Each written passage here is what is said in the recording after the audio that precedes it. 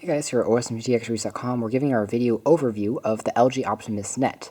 This is an Android-powered smartphone that's on contract with TracFone service, and as part of LG's unique Optimus lineup, you know it's more budget-oriented, but at the same time, it's one of the most, solid-feeling handsets in this budget category, and it's renounced for its durability and for the fact that it's so cheap and yet so powerful and so solid in terms of performance. The Optimus Net is a step up from the Optimus series, such as the Optimus S, the Optimus T, the Optimus S, on and on for different carriers. It seems to be circumvent with every single carrier here in the United States. Again, the Optimus Net is the next generation product. Inside, under the hood, you've had access to a 800 MHz Qualcomm processor, which is slightly upgraded from the 654 MHz processor. It's slightly faster as a result, and it also runs on Android 2.2, so it's been slightly upgraded as well. In terms of design and ergonomics, it retains much of its original candy bar form factor. In terms of footprint, it's really similar to the original iPhone 3G or 3GS. You have a 3.2-inch capacitive multi-touch enabled touchscreen, which allows you to navigate through web pages and web content quite easily. And above the touchscreen itself, you have access to a headset or a earpiece. And below the screen itself, you have access to 4 tactile buttons. These are not touch-sensitive anymore. Instead, they are hardware buttons, and they correspond to the traditional keys, taking you to the menu, to the home, to the back, and to the search keys. They're tactile and easy to press. There's also a slight chin to the bottom of the handset, and again, its rubberized material makes it a nice fit in your hand. Although this handset is made entirely out of plastic and also out of rubber in terms of where it comes in contact with your hands, it still feels surprisingly solid in the hand. And that's probably because LG did a really nice job of crafting this phone and making it a tight fit and connection. There's no part of this phone that cringes at all or creaks as you play around with it.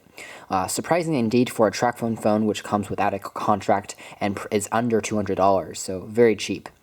On the right-hand side of the device, you have access to a charging and syncing cable door. You can unlock this door to, reduce the chance of having grit and dust get into it. This is actually a micro USB standard port for charging and syncing. And below this port, you have access to a camera shutter key to take pictures with the camera on the back. This actually is a 2-stage shutter key, which means you press down first in order to autofocus on something, for example, a camera right here, and then you press down again in order to take the picture. A complaint we had with LG devices is they tend to really make the buttons really small and slim. This overall contributes to the idea that this phone is super small and pocketable, but at the same time, these buttons are way too thin and waffly to press down comfortably. And as a result, something like the volume rocker compared to your thumb or something is just tiny and minuscule and in comparison. So sometimes it's a little bit hard to press down tightly, but overall it has a very tactile feel to it. On the bottom of the phone, you don't have anything except for a microphone and also a pry hole for the back cover. And on the right-hand side of the left-hand side of the device, you have access to a volume rocker to change the volume settings up and down. On the very top of the device, you have access to a power on and off switch, as well as a 3.5 millimeter headphone jack for listening to music with your favorite pair of audio headsets. On the back, you have access to a 3.2 megapixel camera with autofocus for taking images and also recording video. Nothing astounding there, but still it does the job quite nicely.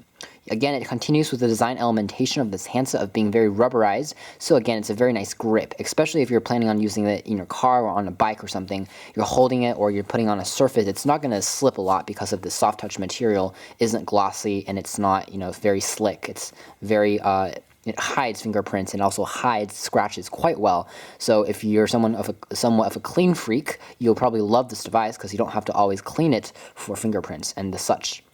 To remove the back cover, you simply pry it open on the back. It's quite easy to remove. As you can see right now, we don't have the battery inserted in here, but you can find access to, on the top, it says it's CDMA, it's 3G by Qualcomm. It also has this camera lens. And after you remove the back cover, you have access to this quite large slot for the battery, and it's quite slim. And on the right-hand side, you have access to the micro SD card slot for expanding the memory of this handset, which you will probably need considering this phone doesn't have any built-in memory. Thankfully, TracFone actually supplies you with a 2 gig micro SD card slot out of the box, so you can listen to music, browse the web, and add applications right out of the box, so you don't have to go out and purchase a separate accessory for this phone. Overall, that's just a first look, and in terms of hardware and impressions, we'll come back to part 2 with our software look at this very interesting Android-based handset because of its price tag, and overall, it just continues the tradition for LG of creating very solid-feeling handsets for very, very cheap, and that's in essence, just sums up the entire existence of the LG Optimus Net. So thanks for watching here at osmvtxreviews.com.